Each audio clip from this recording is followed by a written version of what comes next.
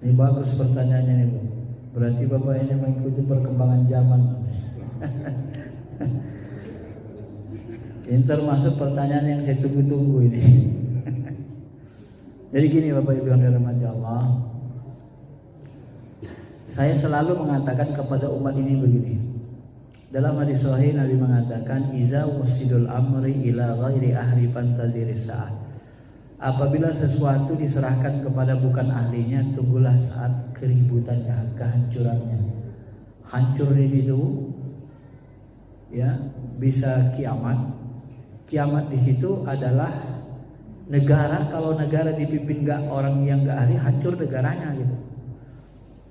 Kalau auto 2000 bengkel, tapi yang mengarahkannya, memimpinnya, yang mempekerjakannya di situ adalah orang yang jago bengkel sepeda, gak ngerti mobil, itu rusak semua mobil itu, gitu kan? Maka sering saya katakan, ilmu agama ini harus dituntut kepada yang ahlinya. Makanya saya dulu waktu milih S1, saya tanya kepala sekolah. Ditanya saya, "Kamu masuk S1 mau apa? Mau mendalami apa?" Saya mau mendalami Al-Quran hadis, Al-Quran sunnah. Karena itu sumber agama Islam. Kalau kamu mendalami Al-Quran hadis, Al-Quran sunnah, kamu masuk jurusan tafsir hadis. Kalau tafsir hadis apa isinya? Tafsir dan hadis Quran sunnah. Tapi ilmu fikihnya nggak ada. Hah, berarti kurang lah, saya bilang. Saya sebenarnya mau mendalami ilmu agama, saya bilang. Pokoknya ilmu agama yang banyak di mana, saya bilang gitu. Kalau mau ilmu agama yang banyak, fakultas syariah. Di sana ada fikihnya. Kalau Al-Quran hadisnya cemana? Ya Al-Quran hadisnya ada juga, kata kepala sekolah. Tapi ilmu syariahnya paling banyak gitu kan. Ilmu agamanya paling banyak, orang syariah ngerti Al-Quran hadis. Ya udah kalau gitu saya masuk fakultas syariah saja, saya bilang. Maka pilihan pertama saya syariah, pilihan keduanya tafsir hadis. Kan gitu kan kalau masuk universitas. Maka saya dalami syariah dulu. Karena ilmu kita ini Pak berawal dari syariah dulu, fikih syariah. Nah, baru masuk kita ke wilayah qalbu hati. Kan berawal dari Islam. Islam itu rukun Islam, syahadat, sholat, puasa, zakat, haji. Ya, ini dibahas di syariah. Setelah selesai Islamnya, baru imannya, iman kepada Allah, malaikat, rasul. Ini ilmu tauhid. Di syariah ilmu tauhid kita diajarkan berapa SKS. Ada ilmu kalamnya, ilmu tauhidnya kan. Nana ahlus sunnah wal jamaah. Baru nanti belajar ihsan an ta'budullah ka'annaka tarah. Ilmu memandang Allah dengan mata hati. Ilmu khusyuk, kesempurnaan ibadah. Itulah namanya ilmu tasawuf. Maka kalau mau belajar agama, ya buka saja YouTube saya nanti. Bagaimana cara belajar agama? Belajar dulu syariatnya, ilmu Islam. Belajar dulu ilmu imannya, ilmu kalam, ilmu tauhid. Baru belajar ilmu ihsannya, ilmu akidahnya. Ya. Nah, ini mohon maaf nih. Ustadz Ar-Raji itu memang jurusannya Pak, Bu, akidah filsafat di UIN Jakarta. Tapi kita harus tahu juga, setahu saya, ya ini sepengetahuan saya, kalau kita belajar akidah filsafat di UIN, bagi yang cenderung tasawuf, dia akan arahkan nanti akidah filsafatnya kepada ilmu tauhid dan ilmu tasawuf. Karena tasawuf itu dianggap bahagian dari filosofis, karena ada namanya nanti tasawuf falsafi. Berbeda dengan kalau Bapak Ibu masuk ke jurusan filsafat di barat, nah itu main akal terus. Kalau akidah filsafat di UIN itu, kalau dia cenderung sufi, nanti diarahkan ke sufi ilmunya. Ya. Maka otomatis beliau secara teori ahli di bidang tasawuf. Dan beliau juga dari kecil pengamal tarekat. Pengamal tarekat. Dan uniknya lagi, bukan hanya pengamal tarekat, beliau asrama di Darus Sunnah sama Profesor Ali Ya'qub, mantan. Darus Sunnah itu Jarak dari rumah kos-kosan saya sekitar 300 meter, dan saya pernah beberapa kali di situ ikut belajar subuh, melihat metodologi belajarnya sambil mengulang pelajaran hadis. Di situ gratis. Jadi mahasiswa-mahasiswa UIN yang kurang mampu dana dan dia mau belajar hadis digratiskan Profesor Yaakob. Tapi dites disaring mana yang serius. Jadi dapat gratis asrama, nggak bayar, dapat ilmu lagi. Nah dia belajar di sana mungkin sampai 4 tahun kan katanya. Jadi sehingga nanti hadis-hadis Bukhari, Muslim itu khatam mereka bahas Pak. Selama bertahun-tahun itu. Bukhari, Muslim, ya Abu Daud, Tirmidzi, Nasai. Maka nanti penguasaannya kepada hadis bisa jadi lebih kepada orang-orang lain, karena mereka memang mengkhatamkan hadis itu, kitab hadis itu dikhatamkan gitu. Ya. Nah, dari mana sisi kurangnya? Saya melihat, karena saya jurusan syariah kan Pak. Nah, maka saya bilang, kadang-kadang orang yang, ini kadang-kadang tidak semua, orang yang jurusan ahli tasawuf, ahli filsafat, ahli hadis, kadang-kadang, tidak semua, kalau dia kurang membaca syariat fikih, otomatis kadang-kadang ya maulah sedikit tergelincir dalam fikih, kan gitu. Ini mirip dengan imam nih, mirip dengan Quraisy Shihab. Quraisy Shihab itu jagonya profesor, nggak telawan kita Pak Bu kalau baca bahasa tafsirnya tafsir apa? Tafsir birra'yi, pendekatan lughah bahasa. Jago sekali kita pun angkat tangan. Tapi kadang-kadang ketika dalam berhukum, beliau itu tidak mewajibkan jilbab. Kalau bahasa saya tergelincir gitu. Kenapa? Dia tidak pandai memilih pendapat yang bijaksana dalam syariat, dalam fikih. Nah, kira-kira beginilah, mohon maaf, saya bukan untuk menghakimi, kira-kira beginilah yang terjadi di bias Ustadz Araji tadi. Ini dia sebutinlah hadisnya. Makanya saya cari tadi. Memang hadis Sahih Bukhari kan, sami'tu Rasulullah sallallahu alaihi wasallam yaqul inna min asyaratis sa'ah. Rasulullah SAW mengatakan, di antara tanda-tanda kiamat yurfa al-ilm, diangkat ilmu, yuksar al-jahal, banyaknya menyebar kebodohan, yuksar zina, banyaknya orang melakukan zina. Dulu kan kita bingung, tanda kiamat banyak orang zina, mana mungkin banyak orang zina? Ternyata banyak film-film porno orang berzina terang-terangan Pak. Kaget kita kan, ternyata yang dikatakan Nabi betul. Ya kan? Inilah dia.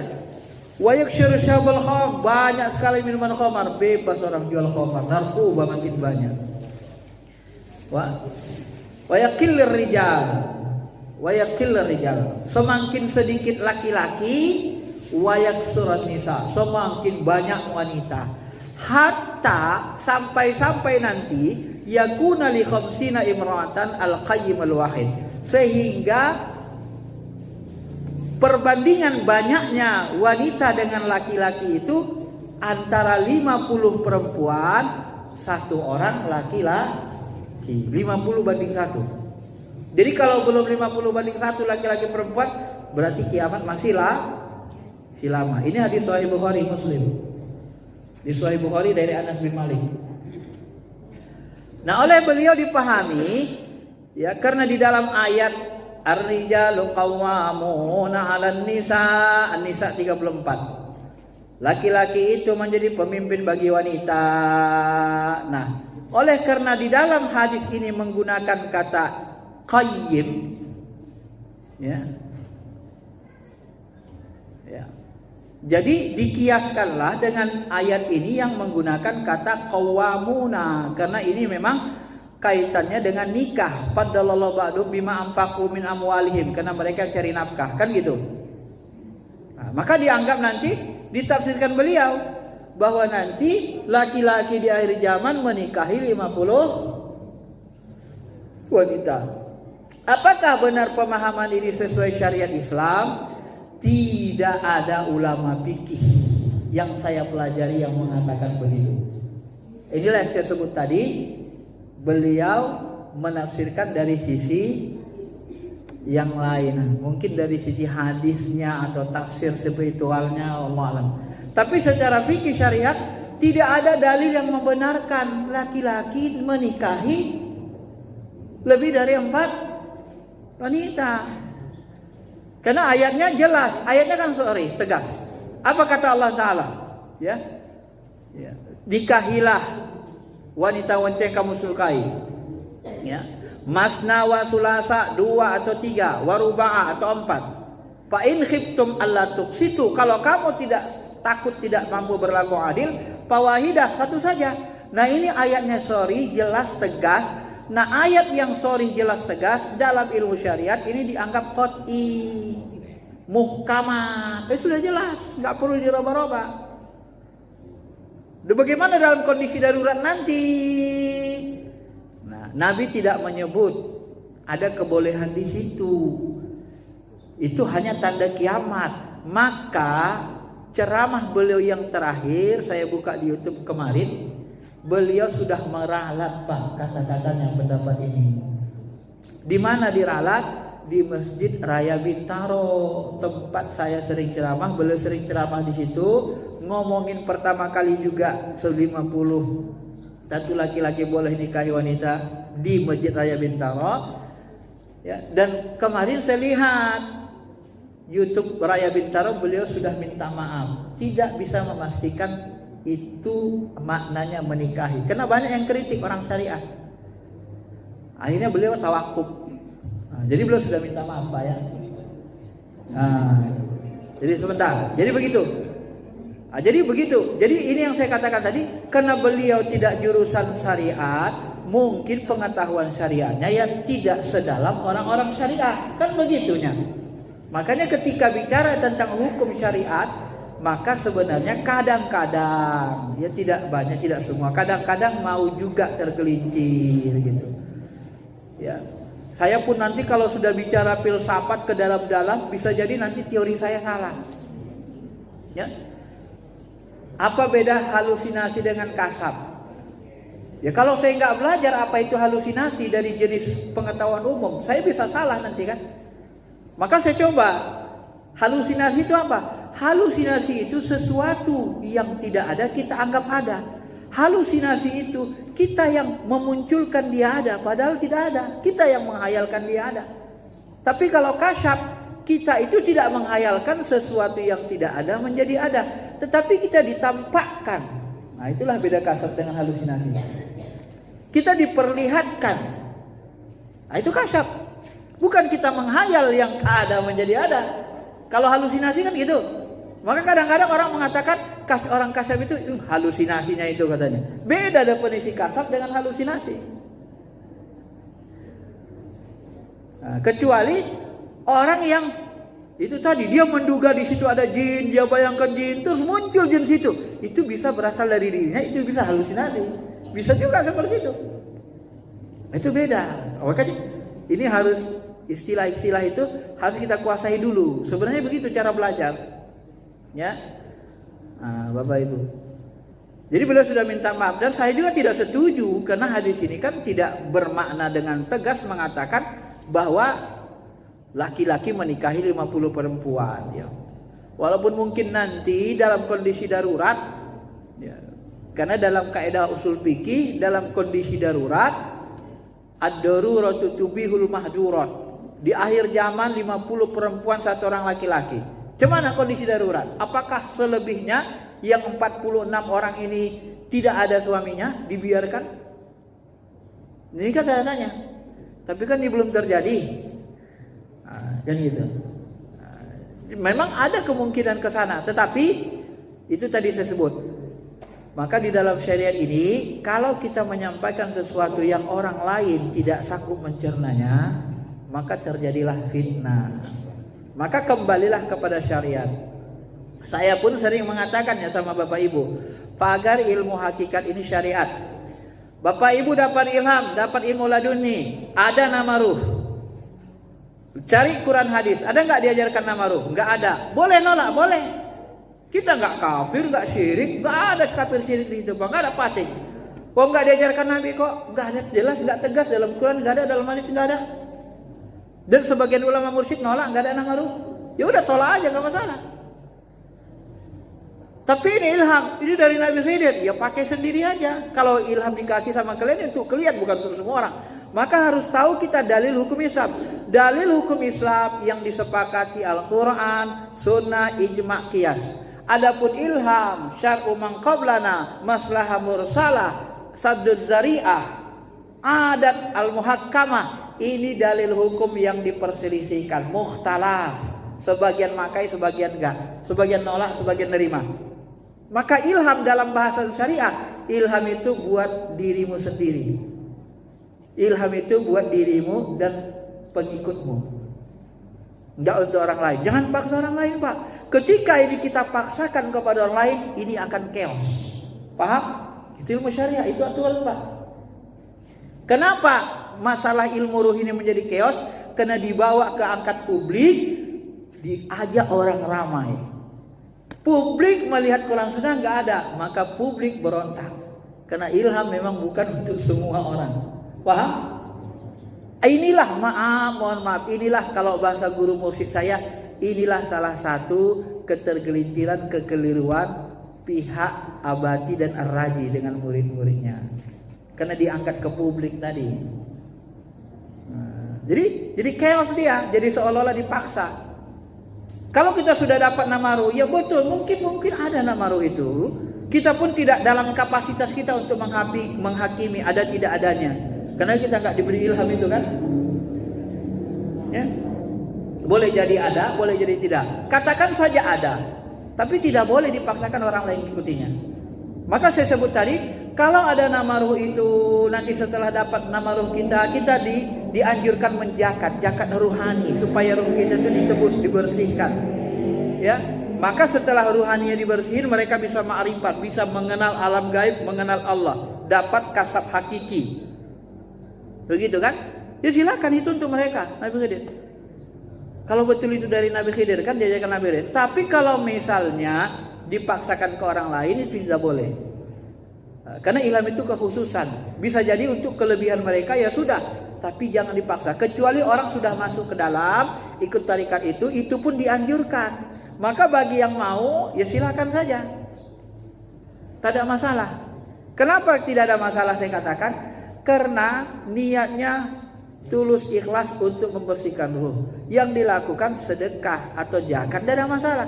Kalau zakat jasmani, zakat fitrah, kalau zakat rohani kita sedekah setelah dapat namaruh, kan gak ada masalah sebenarnya.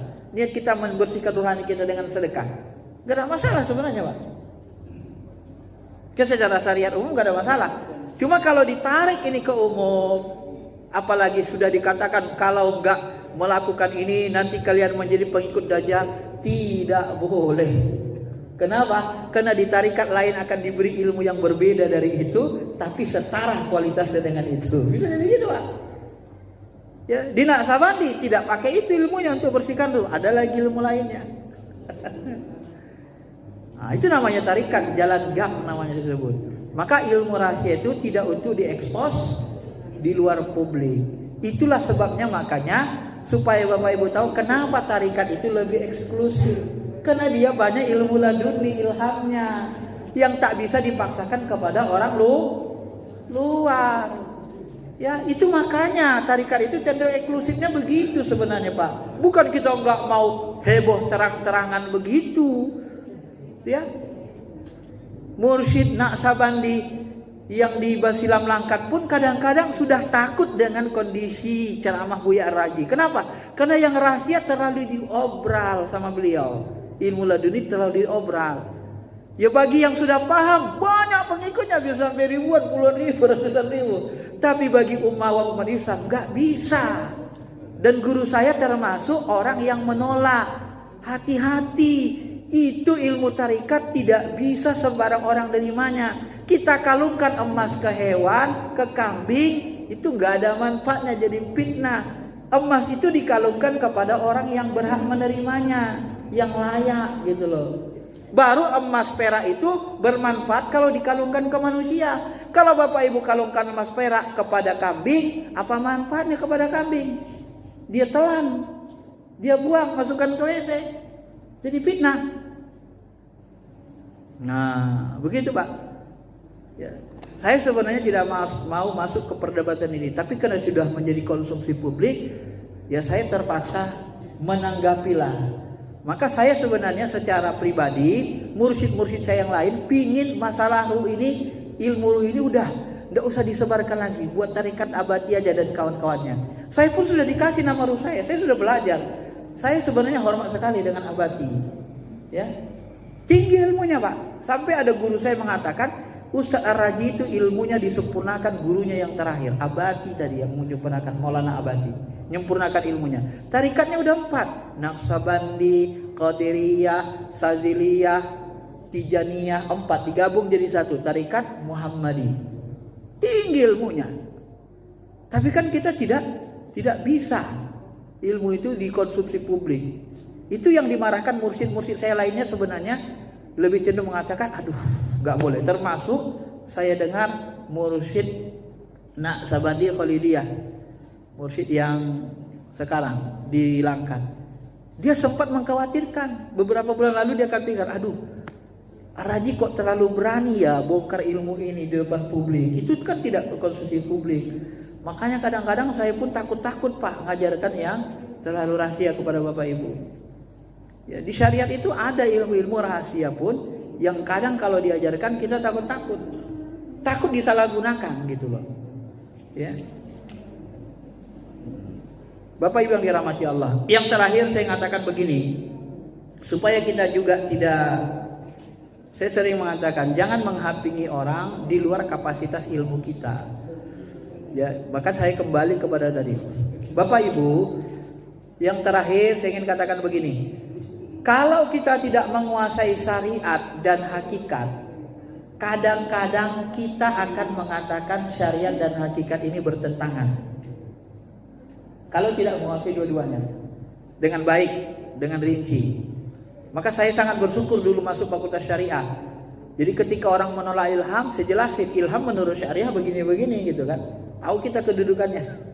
Itu yang tidak dimiliki oleh sebahagian ustaz-ustaz saya lihat. Ya, sehingga Kiai Idrus Fadli langsung dia tolak kan. Padahal di dalam syariat jelas kan ilham itu dalil mursalah. Iya. Nah. Contoh saya contohkan. Ya, ini ilmu syariatnya. Ini benda mati enggak ini? Batu ini. Ini benda mati enggak? Ini benda mati enggak? Tempat khutbah. Kayu. Benda mati kan? Kalau Bapak Ibu bilang ini benda hidup di depan orang syariah enggak ngerti hakikat, Bapak Ibu akan disebut sesat. Benar? Baik, ilmu syariatnya ini benda mati. Saya kasih tahu ilmu hakikatnya. Di pandangan Allah, dalam pandangan Allah tidak ada benda mati. Manusia yang pandang benda mati. Apa dalilnya?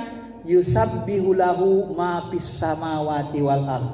Seluruh isi langit dan bumi benda-bendanya bertasbih memuji Allah. Berarti benda hidup. Makanya di dalam hadis disebut ketika tempat khutbah kayu, tempat khutbah Nabi itu diperbaharui, kayunya itu dibuang. Setelah khutbah Nabi mendengar kayu itu nangis.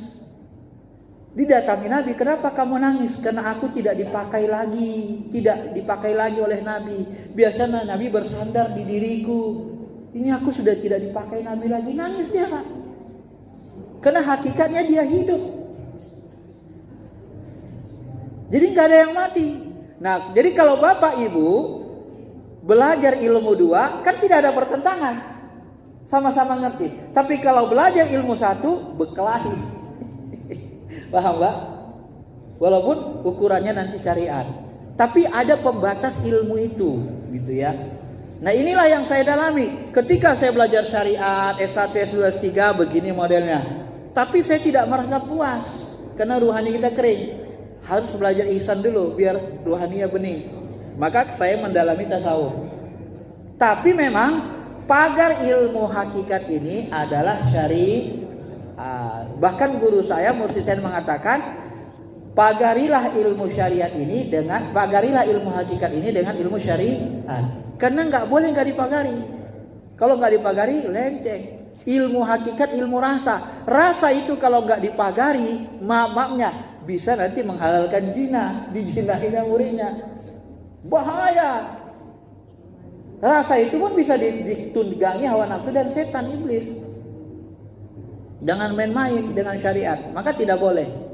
Ya, maka yang kita sampaikan pun belajar tasawuf kepada masyarakat, tasawuf yang umum, kalau lebih khusus boleh yang bisa dipahami, tapi jangan yang seperti tadi, itu bisa membahayakan. Apalagi sudah memaksakan. Maka mursyid saya kalau yang di Pantai Labu bilang, ya mereka itu terbakar dengan keyakinannya tadi, dengan sangka sukanya jadi terbakar karena yakin. Kenapa mereka yakin gitu? Ya karena dapat ilmu, bisa kasar macam-macam. Ya, ilmu abadi itu tinggi, dia bisa mengislamkan jin qarib kita, diislamkannya Pak. Ya. Nah, jadi begitu. Tetap tidak boleh bertentangan dengan syariat, ya.